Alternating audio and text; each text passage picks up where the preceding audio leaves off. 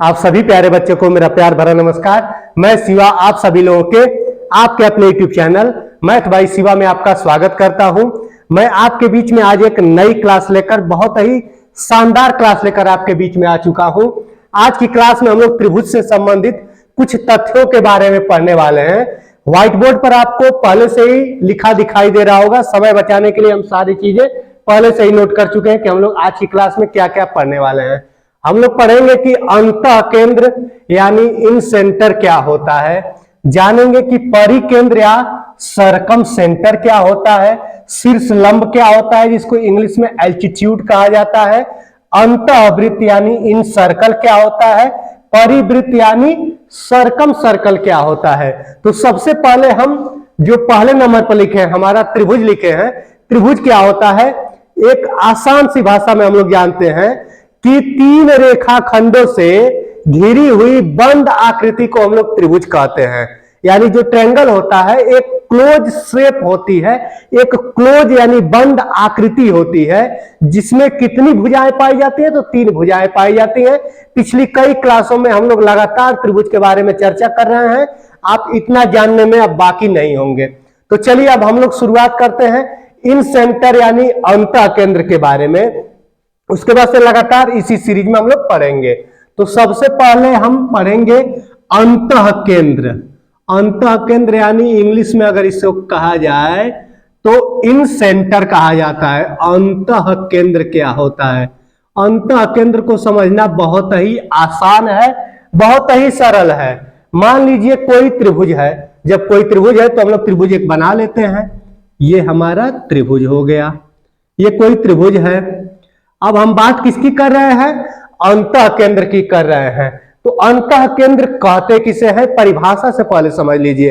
अंतः केंद्र का मतलब ये होता है कि त्रिभुज में तीन कोण होते हैं और तीनों कोणों के अर्धक रेखा, अर्धक रेखा मतलब बाइसेक्टर लाइन जो उसको दो भाग में बांटती हो। दो भाग में बांटने का मतलब कि मान लीजिए कि त्रिभुज में तीन कोण हमको दिखाई दे रहा है। हमारा ये पहला कोण है, ये हमारा दूसरा कोण है और ये तीसरा कोण है। ठीक है, हम परिभाषा में कह रहे हैं कि इस कोण का अर्धक खींचिए। अर्धक मतलब एक ऐसी रेखा खींचिए जो इस कोण को दो बराबर हिस्सों में बांट दे। यानी ठीक है, यानी हमको एक ऐसी रेखा खींचना है कि इस कोण को दो बराबर भाग में बांट दे। तो मैं ये देखिए खींच दिया हूं। इस कोण को अगर ये मान लीजिए कि अगर 60 डिग्री का कोण रहा होगा तो 30-30 डिग्री में बट गया। ये रेखा इसको कितने कितने डिग्री में, 30-30 डिग्री में बांट दी है। अर्धक रेखा का मतलब यही होता है। तो यानी ये कोण था, इस कोण का हमने आधा कर दिया, आधा, और उस आधे से जाने वाली एक रेखा हम खींच लिए। अब हमको यहां पर भी एक कोण दिखाई दे रहा है तो इस शीर्ष से भी एक ऐसी रेखा खींचेंगे जो इस कोण को दो भाग में बांट दे। इस वाले शीर्ष से नाम भी दे दे रहे, मान लीजिए कि ए बी और सी यानी त्रिभुज एबीसी में शीर्ष ए से एक ऐसी रेखा हम खींचे हैं कि जो एंगल ए है, ये जो कोण यहां पर दिखाई दे रहा है, ये कोण दो बराबर भाग में बट गया है। सेम उसी प्रकार यहां भी क्रिया करेंगे, एक ऐसी रेखा खींचेंगे जो इस कोण को दो बराबर भाग में बांट दे। यानी ये एक रेखा खींचे हैं, हमको नहीं पता है कितने डिग्री का यहां पर कोण बन रहा है, लेकिन जितने डिग्री का कोण बन रहा होगा ये दोनों कोण आपस में बराबर हो जाएंगे। क्यों बराबर हो जाएंगे, क्योंकि ये एक अर्धक रेखा है। इंग्लिश में कहे तो उसको बाइसेक्टर लाइन कहा जाता है, मतलब दो बराबर भाग में बांटने वाली ये हमारी लाइन है। सेम वही कार्य इसके साथ भी कर दे रहे हैं। मान लीजिए जब इसके साथ भी वही कार्य कर दे रहे हैं, यानी इस वाले शीर्ष से भी एक रेखा हम खींच दे रहे हैं जो इन दोनों कोण को दो बराबर भाग में बांट दे रही है। ये वाली रेखा इन दोनों कोण को बराबर भाग में बांटी है और जो ये रेखा है इन दोनों कोण को बराबर भाग में बांटी हुई है। यानी ये दोनों जो कोण बराबर भाग में बांटने का मतलब ये दोनों कोण आपस में वैल्यू में क्या होंगे, समान होंगे। यानी जितने कोण इसका मान होगा उतना इसका मान होगा, जितना इसका मान होगा उतना इसका मान होगा, सेम वही चीज होगा। अब जो ये तीनों रेखाएं जिस पॉइंट पर काट दे रही हैं, ये तीनों रेखाएं, मान लीजिए कि इसी फिगर को सपोज के लिए छोटा हम बनाएंगे, लेकिन समझ लीजिएगा कि हम यही फिगर बनाए हुए हैं। मान लीजिएगा कि वही फिगर हम बनाए हुए हैं, छोटा में बना दे रहे हैं समझने के लिए। समझ लीजिए कि जो तीनों रेखाएं एक दूसरे को मान लीजिए कि यहां पर काट रही हैं, इसमें हम दिखा दे रहे हैं वही वाला त्रिभुज है। सपोज करिए कि ए बी सी कोणों का अर्धक की है, तो जहां पर काटी है इसको मान लीजिए कि हम आई से दिखा दे रहे हैं, इन सेंटर है इसको हम आई से दिखा दे रहे हैं, या यहां पर स्पष्ट देखिए कि यही आई है, यही हमारा अंतः केंद्र होगा, यानी इन सेंटर हो जाएगा, अंतः केंद्र होगा। और इसी अंतः केंद्र से अंतःवृत्त खींचा जाता है। अंतःवृत्त क्या होता है? त्रिभुज की तीनों साइड्स को टच करती हुई जाने वाले वृत्त को, यानी जैसे ये देखिए यहां पर एक अंतःवृत्त हम बनाए हैं, तो अंतःवृत्त में होता क्या है कि जो अंतःवृत्त हम खींचते हैं तो जो त्रिभुज की तीनों भुजाएं होती हैं उसको एक ना एक पॉइंट पर तीनों जगह टच करती हुई निकले। जैसे देखिए जो ये हमारी भुजा दिखाई दे रही है तो यहां पर टच हो रही है, जो ये नीचे वाली भुजा है तो यहां पर टच हो रही है, और जो अगली भुजा है यहां पर टच हो रही है। तो इस तरह के वृत्त को हम लोग क्या कहते हैं? इन सेंटर कहते हैं, यानी तीनों भुजाओं को वो टच कर रहा है। अगर तीनों भुजाओं को टच नहीं करता तब ये इन सर्कल नहीं कहलाता, मतलब अंतःवृत्त नहीं कहलाता। आगे हम लोग पढ़ने वाले हैं इन सर्कल के बारे में, या आगे ना पढ़ के यही समझ लेते हैं कि इन सर्कल क्या होता है। आसान सी भाषा में अंतः केंद्र से ही अंतःवृत्त खींचा जाता है। जब हमको केंद्र पता रहेगा, त्रिज्या पता रहेगी, तभी तो हम लोग वृत्त खींच पाएंगे। तो हमको केंद्र पता चल गया है, यानी आई से जो दिखाए यही केंद्र है, और इसी केंद्र से कुछ रेडियस रहेगी, उस रेडियस से हम लोग खींचेंगे एक सर्कल यानी वृत्त खींचेंगे, तो जो इस तीनों भुजाओं को टच करता हुआ जाएगा। तो वो रेडियस कितना हो जाएगी? रेडियस को हिंदी में कहा जाए तो त्रिज्या कहते हैं। त्रिज्या कैसे ज्ञात होगा? तो देखिए सबसे पहले हमें क्या करना है, अगर किसी व्यक्ति को अंतःवृत्त खींचना है, अंतःवृत्त खींचना है तो सबसे पहले उसे अंतः केंद्र पता होना चाहिए। अंतः केंद्र क्या होता है? त्रिभुज के कोणों के जो कोणार्धक रेखा होती है, मतलब कोणों को आधा आधा बांटने वाली जो रेखा होती है, वो जिस बिंदु पर तीनों रेखाएं जो एक दूसरे को जिस बिंदु पर काटती हैं वही हमारा अंतः केंद्र कहलाता है। और जब हमको अंतः केंद्र पता चल गया तो अंतः केंद्र से हम लोग अंतःवृत्त खींच सकते हैं। कैसे? देखिए मान लीजिए यह अंतः केंद्र है, इस अंतः केंद्र से करते क्या है, इस अंतः केंद्र से सामने वाली भुजा पर मैं लंब डाल दे रहा हूं, यानी परपेंडिकुलर ड्रा कर दे रहा हूं, परपेंडिकुलर खींच दे रहा हूं। इस सामने वाली भुजा पर भी परपेंडिकुलर ड्रा कर दे रहा हूं, और इस सामने वाली भुजा पर भी परपेंडिकुलर ड्रा कर दे रहा हूं। ठीक है, तो जो ये तीनों भुजाएं यहां पर दिखाई दे रही हैं, जो ये छोटा छोटा पार्ट मिला हुआ है, इस पॉइंट से हम इस पर क्या खींचे हैं? लंब खींचे हैं, यानी 90 डिग्री का कोण बनाते हुए रेखा खींच दिए हैं। देखिए 90 डिग्री का कोण बनाते हुए रेखा खींच दिए हैं, और ये तीनों रेखा लंबाई में आपस में बराबर होती है। अगर आप आगे मैं भविष्य में कंस्ट्रक्शन यानी रचना वाला जब चैप्टर पढ़ाऊंगा तो उसमें मैं आपको अंतःवृत्त बना के भी दिखाऊंगा कि कैसे बनता है, परिवृत्त कैसे बनता है, बहुत आसानी से हम लोग बनाएंगे। यहां समझने के लिए बस समझ लीजिए कि अगर हमको अंतःवृत्त यानी इन सर्कल खींचना है, ड्रा करना है, तो हमको क्या करना पड़ेगा? सबसे पहले हमें अंतः केंद्र ज्ञात करना पड़ेगा। अंतः केंद्र कैसे ज्ञात करेंगे? कि जो हमारे कोण है, कोणों का जो अर्धक रेखा है वो जिस पॉइंट पर काट रही है वही हमारा अंतः केंद्र हो जाएगा, और अंतः केंद्र से सभी भुजाओं पर परपेंडिकुलर ड्रा कर देंगे, यानी लंब रेखा खींच देंगे, और इसी लंब रेखा को हम लोग त्रिज्या मानकर एक वृत्त खींच देंगे, यानी त्रिज्या हमारी कितनी हो जाएगी? इतना हो जाएगा। यानी जो हमारा कंपास होता है, कंपास यानी प्रकार जो होता है, तो प्रकार से जो ये लंब वाली दूरी है इतनी दूरी का लेकर और एक हम वृत्त खींच देंगे जो इसको तीनों भुजाओं को टच करते हुए जाएगा। ठीक है, ये तीनों भुजाओं को टच करता हुआ ऐसा फिगर बन जाएगा। यही हमारा फिगर क्या कहलाएगा? ये अंतःवृत्त कहलाएगा। और जो ये बीच वाला पॉइंट है ये क्या होगा? हमारा इन सेंटर यानी अंतः केंद्र होगा। उम्मीद करते हैं आपको समझ में आ गया होगा। कुछ नहीं करना है, कोणों का कोणार्धक निकालिए, वो जिस पॉइंट पर काट रहा है उसी इस पॉइंट से सभी भुजाओं पर क्या करना है? परपेंडिकुलर ड्रा कर देना है। सभी भुजाओं पर क्या ड्रा करना है? परपेंडिकुलर ड्रा कर दीजिए। जब परपेंडिकुलर ड्रा हो जाएगा यानी खींच दिया जाएगा तो इसी को रेडियस मान के एक सर्कल बना देना है। इसी को रेडियस मान के जब एक सर्कल बनाएंगे तो ये सर्कल इस रेखा को, जो तीनों इसकी तीनों भुजाएं हैं, उसको एक एक पॉइंट पर टच करते हुए जाएगा। यही हमारा क्या कहलाएगा, अंतःवृत्त कहलाएगा। चलिए अब हम लोग आगे चलते हैं। परिकेंद्र क्या कहलाता है, सरकम सेंटर हम लोग किसे कहते हैं। सरकम सेंटर भी निकालना बहुत आसान होता है। ये चीज उम्मीद करते हैं आपको समझ में आ गया होगा। अगर नहीं समझ में आया होगा तो इस वीडियो को एक बार पीछे करके एक बार रिवीजन कर लीजिएगा, आपको ये समझ में चीजें आ जाएंगी। ठीक है, अब हम लोग समझते हैं परिकेंद्र क्या होता है। इंग्लिश में परिकेंद्र को देखा जाए तो सरकम सेंटर कहा जाता है। और जब हमको परिकेंद्र, जिस प्रकार से अंतः केंद्र पता चला है तो अंतःवृत्त खींचे हैं, उसी प्रकार से अगर हमको परिकेंद्र पता चल जाएगा तो परिवृत्त खींच लेंगे। परिवृत्त मतलब इस तरह का वृत्त खींच लेंगे, यानी त्रिभुज के ये तीनों शीर्षों को छूकर जाने वाला वृत्त रहेगा। आइए देखते हैं हम लोग परिकेंद्र के बारे में हम लोग पढ़ने जा रहे हैं। किसके बारे में, परिकेंद्र के बारे में पढ़ेंगे हम लोग। परिकेंद्र का मतलब क्या होता है, एक ऐसा केंद्र जो परिवृत्त की रचना करे, उसी को हम लोग परिकेंद्र कहते हैं। इंग्लिश में अगर कहा जाए तो सरकम सेंटर होता है। सरकम सेंटर कैसे हम लोग ज्ञात करते हैं, किसी भी त्रिभुज का अगर हमको परिकेंद्र ज्ञात करना है तो हमें क्या करना पड़ेगा। तो आइए देखिए क्या करना पड़ेगा। मान लीजिए वही त्रिभुज जो था उसी को हम बना लेते हैं। सपोज करिए ये त्रिभुज हम बना लिए, ये हमारा त्रिभुज बन गया।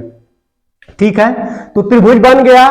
इसमें क्या किया जाता है कि अंतः केंद्र में हम क्या किए कि कोण का अर्धक खींचे थे।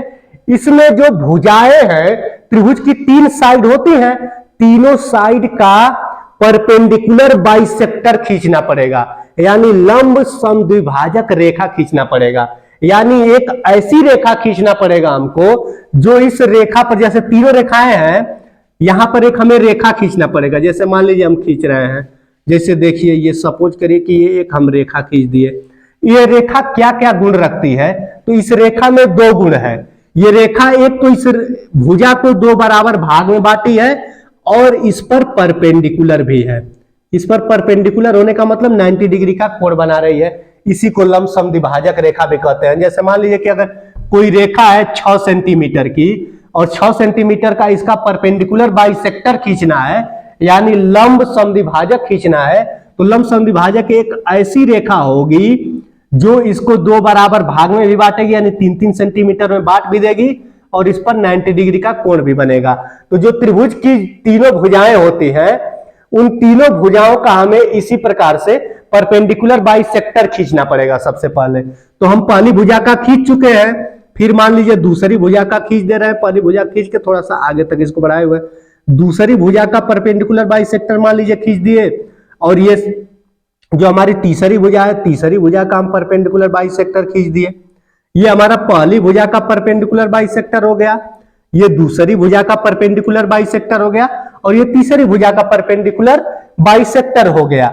अब ये तीनों जिस पॉइंट पर ये क्या कर रहे हैं, एक दूसरे को इंटरसेक्ट कर रहे हैं, जो ये हमारा इंटरसेक्टिंग पॉइंट मिल रहा है, यही इंटरसेक्टिंग पॉइंट ही हमारा सरकम सेंटर कहलाएगा। सरकम सेंटर मतलब परिकेंद्र कहलाएगा। परिकेंद्र ज्ञात करने के लिए हमें क्या क्या करना पड़ेगा, तो हमें जो त्रिभुज की तीनों भुजाएं हैं उसका हमें परपेंडिकुलर बाइसेक्टर निकालना है। परपेंडिकुलर बाइसेक्टर खींच देना है, और परपेंडिकुलर बाइसेक्टर, जो तीनों परपेंडिकुलर बाइसेक्टर होंगे, देखना है कि वो किस पॉइंट पर एक दूसरे को इंटरसेक्ट कर दे रहे हैं, यानी प्रतिच्छेद कर दे रहे हैं, यानी काट दे रहे हैं। तो इस पॉइंट पर मान लीजिए काट दे रहे हैं। सपोज करिए ऐसे साफ साफ फिगर एक बना ले रहे हैं। जैसे मान लीजिए ये त्रिभुज है, ठीक है। इस त्रिभुज में हुआ क्या कि हम त्रिभुज में जो ये भुजा थी इसका परपेंडिकुलर बाइसेक्टर खींचे, इसका परपेंडिकुलर बाइसेक्टर खींचे और इसका परपेंडिकुलर बाइसेक्टर खींचे, और तीनों सपोज करिए कि इस पॉइंट पर एक दूसरे को तीनों इंटरसेक्ट कर दिए हैं। इस पॉइंट को मान लीजिए कि अगर सपोज करिए मैं ओ नाम दे दूं, जो ये पॉइंट है ये क्या है, हमारा परिकेंद्र है। और परिकेंद्र से ही कौन सा वृत्त खींचा जाता है, परिकेंद्र से ही, नाम से क्लियर है कि परिकेंद्र है तो परिवृत्त खींचा जाएगा। अंतः केंद्र था तो अंतःवृत्त खींचा जाएगा, परिकेंद्र से परिवृत्त खींचा जाएगा। परिवृत्त इस तरह दिखाई देगा, यानी एक ऐसा वृत्त जो त्रिभुज के तीनों शीर्षों को, त्रिभुज में कितने शीर्ष होते हैं, तो त्रिभुज में 3 शीर्ष होते हैं, 3 वर्टेक्स होते हैं। जैसे ये त्रिभुज है तो पहला वर्टेक्स यहां पर दिखाई दे रहा है, दूसरा वर्टेक्स और ये तीसरा वर्टेक्स। वर्टेक्स का मतलब ये होता है कि जहां पर दो भुजाएं एक दूसरे को टच करती हैं या मिल जाती हैं, जहां पर, वही हमारा वर्टेक्स कहलाता है। किसी भी फिगर में चाहे त्रिभुज हो चतुर्भुज हो, जब दो भुजाएं एक दूसरे को जहां टच करेंगी वही हमारा शीर्ष यानी वर्टेक्स कहलाता है। तो एक शीर्ष हो गया, दो शीर्ष, तीन शीर्ष। तो जब तीनों शीर्षों को एक ऐसा वृत्त खींचे कि जब तीनों शीर्षों को देखिए, इसको इस शीर्ष को भी टच कर रहा है, इस शीर्ष को भी टच कर रहा है और इस वाले शीर्ष को भी टच कर रहा है, यानी तीनों शीर्ष को टच करते हुए जो वृत्त जा रहा है वही हमारा परिवृत्त होता है। इंग्लिश में कहे तो सर्कम सर्कल होता है। ठीक है, और सर्कम सर्कल खींचा कैसे जाएगा? तो सर्कम सर्कल को खींचने के लिए हमको पहले सर्कम सेंटर पता रहना चाहिए, परिवृत्त पता, परिकेंद्र पता रहना चाहिए। मान लीजिए कि ये परिकेंद्र हमको पता चल गया। परिकेंद्र कैसे पता चलेगा? यह कार्य करना पड़ेगा आपको। सभी भुजाओं का परपेंडिकुलर बाइसेक्टर खींचिए, जो जिस पॉइंट पर काट रहा है वही हमारा क्या हो जाएगा? वही हमारा सर्कम सेंटर हो जाएगा। अब क्या करना है? बहुत आसान है। जो इसके तीनों वर्टेक्स हैं उस वर्टेक्स से इसको मिला दीजिए, वर्टेक्स से इसको मिला दीजिए। जो तीनों वर्टेक्स हैं, देखिए थोड़ा सा टेढ़ा हो गया, तीनों वर्टेक्स से इसको मिला दीजिए। ठीक है, तीनों वर्टेक्स से हम इसको मिला दिए। अब इसी को क्या करना है? प्रकार से हमको इसी को सेंटर मान के, इसको रेडियस मान के ऐसे एक वृत्त खींच देना है। और जब वृत्त खींचेंगे तो इसको भी टच किए करेगा और इसको भी टच करेगा और इसको भी टच करेगा। थोड़ा सा फिगर थोड़ा सा टेढ़ा हो गया है, समझने के लिए समझ लीजिएगा कि ये तीनों शीर्षों को टच करता हुआ जा रहा है। इस तरह के वृत्त को ही हम लोग परिवृत्त कहते हैं। ठीक है, यहां पर मैं परिवृत्त का फिगर अच्छे से बनाया हूं, देख लीजिए कि ये हमारा क्या है? परिवृत्त है। परिवृत्त कैसे खींचा जा रहा है? परिकेंद्र से खींचा जा रहा है, यानी सर्कम सेंटर से खींचा जा रहा है। सर्कम सेंटर हमको कैसे ज्ञात हो रहा है? तो जो तीनों, जो त्रिभुज की तीनों भुजाएं हैं उनका जो कटान बिंदु है, यानी परपेंडिकुलर बाइसेक्टर खींचने के बाद जो ये कटान बिंदु मिल रहा है यानी प्रतिच्छेद बिंदु मिल रहा है, इसी प्रतिच्छेद बिंदु से इसके शीर्षों को मिला दीजिए और उसी को रेडियस मान के एक वृत्त खींच दीजिए, वो तीनों शीर्षों को टच करता हुआ जाएगा। जब हम कंस्ट्रक्शन यानी रचना का चैप्टर पढ़ाएंगे तो हम इसको बना के भी दिखाएंगे। आपको हम प्रकार के द्वारा बना के सारी चीजें दिखाएंगे और सिखाएं और समझाएंगे। चलिए, यहां बस समझने के लिए आप समझ लीजिए, क्योंकि आज त्रिभुज का हमारा अंतिम क्लास है। त्रिभुज से संबंधित जो फैक्ट बचे हुए थे मैं आप इस क्लास में सोचा हूं कि सारी चीजें मैं टच कर दूं। फिगर रह जाएगा, फिगर बनाने के बाद तो मैं अगले किसी क्लास में डिस्कस कर दूंगा। किसी दिन हम लोग कंस्ट्रक्शन की एक अलग वीडियो में बना दूंगा, एक अलग क्लास आपको प्रोवाइड करा दूंगा। तो चलिए अब हम लोग जानेंगे, एक बचा हुआ है एल्टीट्यूड बचा हुआ है, जिसको हम लोग हिंदी में कहें तो शीर्षलंब कहा जाता है। शीर्षलंब, उसका तो नाम से ही क्लियर हो जाता है कि ये क्या चीज है। शीर्ष यानी शीर्ष से, लंब मतलब परपेंडिकुलर। अब किस प्रकार से देखिए, मान लीजिए कि हम यहां पर लिख भी दे रहे हैं कि शीर्षलंब हम लोग पढ़ने जा रहे हैं। इंग्लिश में एल्टीट्यूड कहा जाता है, शीर्षलंब हम लोग पढ़ेंगे। लास्ट पॉइंट है ये हमारा एल्टीट्यूड। ठीक है, शीर्षलंब क्या कहलाता है? जैसे मान लीजिए कोई त्रिभुज हम बना दिए हैं, ये त्रिभुज बनाए हुए हैं, ये हमारा कौन सा त्रिभुज है? तो ये एक हम एक्यूट एंगल ट्रायंगल बनाए हैं, एक न्यून कोण त्रिभुज बनाए हैं। न्यून कोण त्रिभुज क्या होता है? जिस त्रिभुज की तीनों कोण क्या होते हैं? न्यून कोण होते हैं, यानी 0 डिग्री से ज्यादा और 90 डिग्री से कम, उसको हम लोग क्या कहते हैं? न्यून कोण कहते हैं। अब बात आएगी शीर्षलंब की यानी एल्टीट्यूड की। एल्टीट्यूड क्या कहलाता है? जैसे मान लीजिए कि ये शीर्ष A है, ये दूसरा हमारा शीर्ष B है और ये शीर्ष C है। अब हम शीर्षलंब किसे कहेंगे? तो देखिए, शीर्ष, तो शीर्ष हमें 3 दिखाई दे रहा है और लंब नाम से ही कैसे क्लियर होता है? त्रिभुज के तीनों शीर्षों से सामने वाली भुजा पर डाला गया लंब, यानी जो त्रिभुज में वर्टेक्स होते हैं उस वर्टेक्स के जस्ट अपोजिट जो साइड होती है उस पर परपेंडिकुलर ड्रा कर देना है। ड्रा मतलब खींच देना है, यानी जैसे देखिए कि वर्टेक्स A हमें दिखाई दे रहा है, ये है, ठीक है, और इसके जस्ट सामने भुजा दिखाई दे रही है, BC भुजा दिखाई दे रही है। हम वर्टेक्स A से BC भुजा पर परपेंडिकुलर ड्रा कर दे रहे हैं, यानी 90 डिग्री का कोण बनाते हुए इस पर खींच दे रहे हैं। यही हमारा, मान लीजिए ये यहां पर D पर आके मिला हुआ है, ये D पर आके मिला हुआ है। जो यहाँ पर एडी एडी साइड दिखाई दे रही है या भुजा दिखाई दे रही है या एडी लाइन सेगमेंट दिखाई दे रहा है या ये जो एडी भुजा दिखाई दे रही है वही हमारा शीर्ष लंब कहलाएगी। शीर्ष से डाला गया लंब किस पर? सामने वाली भुजा पर, यानी वर्टेक्स से परपेंडिकुलर ड्रा की गई लाइन जो अपोजिट साइड पर ड्रा की गई है, यानी ये हमारा क्या है? वर्टेक्स है और वर्टेक्स से हमारी इस पर भुजा पर क्या किया गया है? परपेंडिकुलर ड्रा कर दिया गया है। देखिए ये वर्टेक्स हमारा बी है, बी से इस पर हम परपेंडिकुलर ड्रा कर दे रहे हैं, बी से इस पर परपेंडिकुलर ड्रा कर दिए। परपेंडिकुलर का मतलब 90 डिग्री का कोण बनाते हुए। और जो ये सी है, सी से भी हम परपेंडिकुलर सामने वाली भुजा पर ड्रा कर दे रहे हैं। परपेंडिकुलर मतलब 90 डिग्री का कोण, यानी जब ये रेखा इस पर आएगी, जब ये सी शीर्ष से जब इस ए बी रेखा पर जब ये रेखा आएगी, इसका नाम दे दे रहे हैं पहले डी ई एफ, यानी जो C F Rekha A B पर आ रही है वो कितने डिग्री का कोण बना रही है? तो वो 90 डिग्री का कोण बना रही है। बस इतना ही। ये जरूरी नहीं है कि उसको दो भाग में बांटेगी, कि कितने भाग में बांटेगी, ये चीज नहीं। माध्यिका में ये था कि माध्यिका जो होती थी किसी भी शीर्ष से सामने वाली भुजा के मध्य बिंदु को मिलाया जाता था, लेकिन इसमें क्या किया जा रहा है? शीर्ष से आंख मूंद के बस सिर्फ सामने वाली भुजा पर हमको परपेंडिकुलर ड्रा कर देना है। परपेंडिकुलर जब ड्रा कर दिए तो ये तीनों एक दूसरे को एक पॉइंट पर काट रहे हैं। हम देख रहे हैं ये तीनों एक दूसरे को एक पॉइंट पर काट रहे हैं। इस पॉइंट का नाम मैं ओ दे रहा हूं। ओ का मतलब क्या होता है? तो ओ का मतलब होता है ऑर्थो सेंटर। ओ का मतलब क्या होता है? ऑर्थो सेंटर, जिसको हम लोग कह सकते हैं हिंदी में तो शीर्ष लंब केंद्र कहलाता है। क्या कहलाता है? शीर्ष लंब केंद्र कहलाता है। सारे टॉपिक को मैं टच कर चुका हूं, जितना टॉपिक यहां पर मैं बताया हूं सबका सब हम लोग टच कर चुके हैं। शीर्ष लंब क्या होता है? सामने वाले जो ये शीर्ष है, शीर्ष से सामने वाली भुजा पर डाला गया लंब, इस शीर्ष से सामने वाली भुजा पर डाला गया लंब, इस वाले शीर्ष से सामने वाली भुजा पर डाला गया लंब भी हमारा शीर्ष लंब कहलाता है। यानी इसमें शीर्ष लंब कौन कौन से हो जाएंगे? तो हमारा एक शीर्ष लंब एडी हो जाएगा, दूसरा शीर्ष लंब ये बीई हो जाएगा, बीई हो जाएगा, तीसरा शीर्ष लंब ये हमारा सीएफ हो जाएगा। ठीक है, उम्मीद करते हैं ये क्लास पूरा आपको समझ में आ गया होगा। एक बार मैं सारी चीजें रिवीजन भी कर दे रहा हूं। हम लोग सबसे पहले शुरू किए हैं, आज त्रिभुज की ये लास्ट क्लास है। अगली क्लास में हम लोग चतुर्भुज के बारे में पढ़ेंगे, फिर उसके अगले क्लास में वृत्त के बारे में पढ़ेंगे। उसके बाद से हम लोग मेंसुरेशन अब शुरू करने वाले हैं। कंप्लीट ज्योमेट्री की जब हम सीरीज जो चला रहे थे उसमें काफी क्लास हम आपको ज्योमेट्री की दे चुके हैं। अब हम लोग मेंसुरेशन यानी क्षेत्रमिति को पढ़ेंगे बहुत ही बेहतर तरीके से। तो चलिए इसको मैं एक बार रिवीजन कर दे रहा हूं कि मैं क्या क्या आपको बताया हूं। तो हम सबसे पहले जानते हैं कि त्रिभुज क्या होता है। तो त्रिभुज हमारा क्या होता है, यहां पर पहले सबसे पहले मैं बना के बता रहा हूं।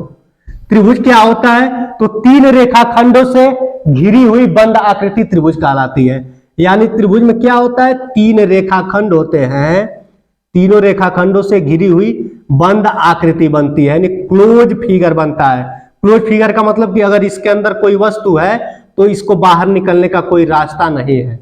ठीक है, क्लोज फिगर नहीं तो जैसे मान लीजिए ये फिगर बना दे रहे हैं, ये क्लोज नहीं है। अगर कोई वस्तु है तो यहां से बाहर निकल सकती है, इसको ट्रायंगल नहीं कहेंगे। भले से इसमें तीन रेखाखंड यहां पर दिखाई दे रहे हैं, लेकिन तीन रेखाखंडों से घिरी हुई बंद आकृति होनी चाहिए, उसको हम लोग त्रिभुज कहते हैं। ठीक है, अब हम लोग त्रिभुज में अंतः केंद्र के बारे में पढ़ रहे थे, यानी त्रिभुज का इन सेंटर क्या कहलाता है।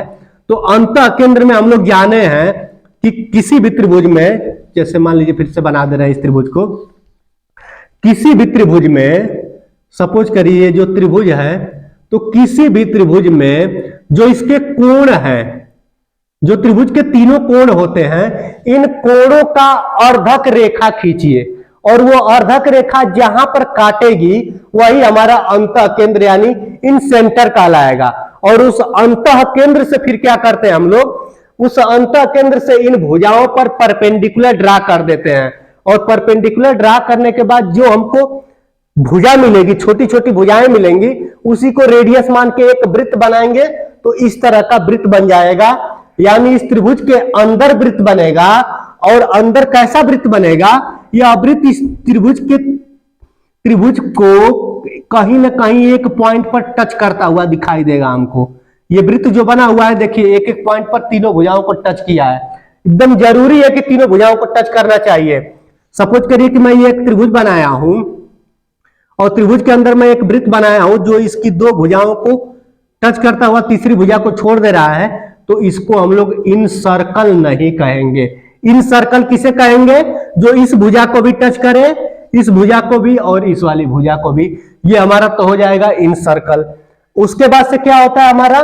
परिकेंद्र होता है। परिकेंद्र किसे कहते हैं? तो परिकेंद्र के बारे में हम लोग जाने हैं कि भुजाओं का परपेंडिकुलर बाइसेक्टर खींचना है। परपेंडिकुलर बाइसेक्टर खींचने के बाद जो पॉइंट पर तीनों परपेंडिकुलर बाइसेक्टर जिस पॉइंट पर काटेंगे वही हमारा परिकेंद्र हो जाएगा। और परिकेंद्र से कुछ नहीं करना है, सिर्फ शीर्षों को मिला देना है। शीर्षों को मिलाने से जो रेडियस मिलेगा उसको मान के हम लोग एक वृत्त खींच देंगे, वही हमारा परिवृत्त हो जाएगा। ठीक है। शीर्षलंब के बारे में मैं आपको बता दिया हूं कि शीर्षलंब क्या होता है। शीर्षलंब किसी भी शीर्ष से सामने वाली भुजा पर डाले गए लंब को हम लोग क्या कहते हैं? शीर्षलंब कहते हैं। मान लीजिए इस शीर्ष से सामने वाली भुजा पर जब लंब डालेंगे यानी 90 डिग्री का कोण बनाएंगे तो यही हमारा शीर्षलंब कहलाता है। ठीक है। उम्मीद करते हैं आपको पूरी क्लास समझ में आई होगी। ठीक है, धन्यवाद।